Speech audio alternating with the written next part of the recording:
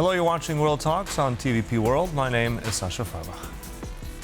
Polish President Karol Nawrocki paid an official visit to Ankara on Tuesday, where he held talks with President Recep Tayyip Erdoğan just 2 weeks before Turkey hosts NATO leaders for a major summit.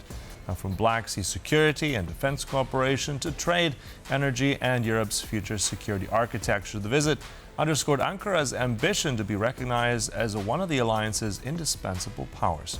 Joining us now to discuss the impact of that visit is Michalski, Senior Fellow in the Department for Turkey, Caucasus, and Central Asia at the Center for Eastern Studies. Good to have you with us. Welcome.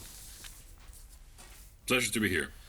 So if we look at the visit, this official state visit by President Nawrocki, what do you think the enduring message here was? What's the message that Turkey is saying, not just to Poland, but to Europe and NATO?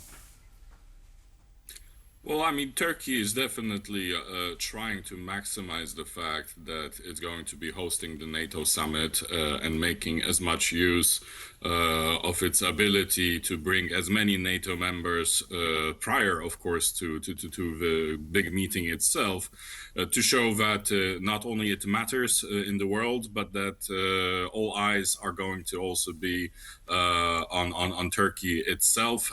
This is, of course, a way of, showing that Ankara and its own issues and political problems which it faces in the region are not only the problems of Turkey, but are also the problems of NATO itself. So this is a way of course, of making use of the summit itself to kind of broaden the scope of NATO's kind of security threats which it faces, so that it's not only seen through the prism of specifically the eastern flank in the context of the war in Ukraine, but that the eastern flank is seen also in the context of what's happening in the Middle East. So making sure that, I think allies also have a very clear message on their agenda that Ankara wants to not only be more in the spotlight of NATO, but also having its own kind of threats recognized is, I think, one of the main prevailing themes of what we're going to see in this NATO summit taking place in Ankara.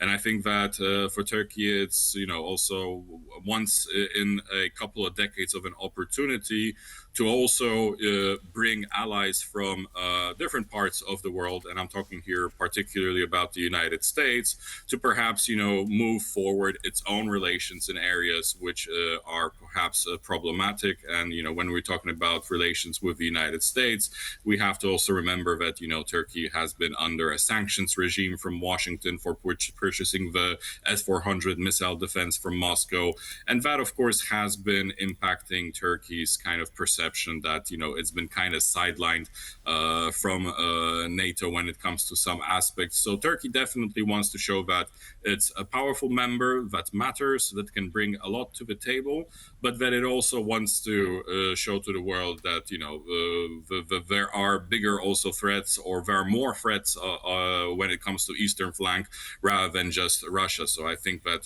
this whole situation in the Middle East is going to be a big part of this element of showing that there is also the war in the Middle East, Iran, and issues stemming from that. Mm-hmm. And also interesting you said about Turkey trying to be more in the spotlight. Let's also put into the spotlight the words of President Erdoğan. I mean, this is an X that was posted shortly after he met President Nawrocki. Let's share that with you now and our audience. I was pleased to host the President of Poland, Karol Nawrocki, and his delegation, drawing strength from our deep-rooted history with Poland that spans over 6 centuries. We are developing cooperation in every field as two allies and strategic partners. In our meetings, we exchanged views on many topics, ranging from trade to investments, from defence industry to energy and human relations. Following our achievement of the $10 billion trade volume target, we have set a new target of $15 billion. Poland ranks among the countries where our contracting firms are most active, with projects worth approximately $9 billion. Another area of potential with Poland is transportation. With Poland's support as well, the 3 Seas initiative, of which we are strategic partners, offers an important platform in this regard. The defence industry is also one of the prominent agenda items in our bilateral cooperation. As two NATO allies holding an indispensable place in Europe's security and defence architecture, we are working to strengthen this cooperation.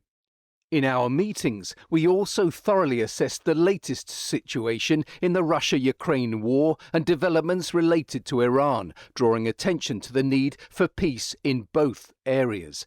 In this context, the process toward lasting peace in Palestine and the Middle East stands out as one of the issues that must never remain in the shadows.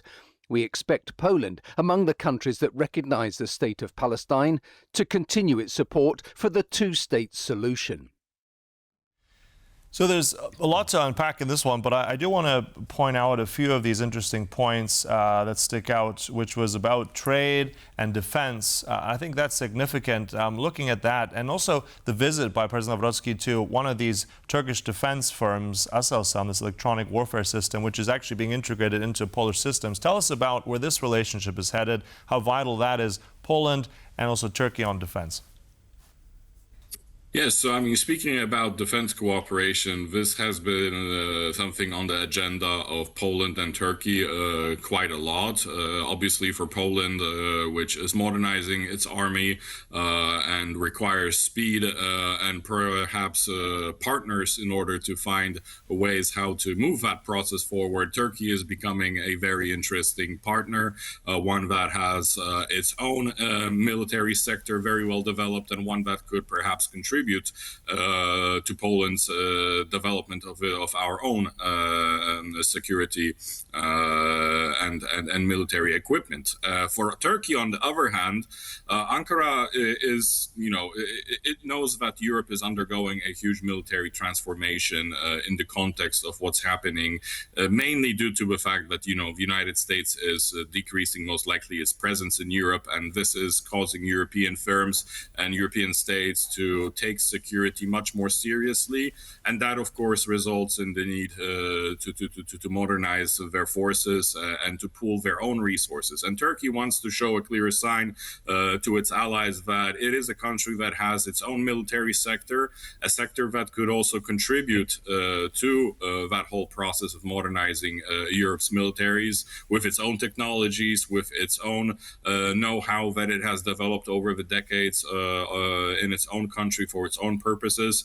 And this is, I think, one of the biggest aspects that Turkey is banking on, that its sector, military sector, will be able to offer allies opportunities for cooperation in areas where perhaps European companies might be lacking, because obviously at the end of the day, Turkey also wants to make use of this whole geopolitical situation, knowing that this is one of the ways it can weave itself closer and tighter with Europe, a Europe that is obviously also kind of trying to find a new way how to balance its relations with the United States, which is, becoming a slightly more autonomous. And so as a result, Turkey also wants to make sure that in these military discussions of modernization, of, military project cooperation, that Turkey is at the center of this debate. And this is why this isn't only a case of Poland and Turkey relations. We see this topic on the agenda of Turkey's relations with many other European states, like Italy, like Spain, like the United Kingdom. Those are, some of the partners that Turkey is eyeballing as these kind of prospective partners with which could perhaps develop more together when it comes to their military sectors. And it does see in the context of Poland, and I think this is something that President Erdoğan has underlined, that obviously Poland is, is undergoing that huge modernization effort, and that there is, as a result, much more room to find cooperation in this area. Mm-hmm. And also you said in terms of there's more to be done in future as well. Looking at the same time, I mean, you said Turkey trying to be closer to Europe, but at the same time, strategically, Turkey has very much played a game. If we look at Russia and Ukraine, it's supplied Ukrainians with armaments, but at the same time, still quite close links diplomatically and economically with Russia. So do you see this changing anytime soon? Did this visit alter that course in any way? I mean, this is going to be, and this has been, and this will be a touchy topic when it comes to Turkey's relation with the West and, of course, NATO itself. Ankara continues to, and most likely will continue down the road to have close political, maybe not political, but economic and energy relations with Russia. This is something that we've seen being a constant ever since the outbreak of the war, and Ankara has been saying that, you know, it cannot replace relations, economic relations with Russia that easily, just for the sake of making sure that Europe is pleased.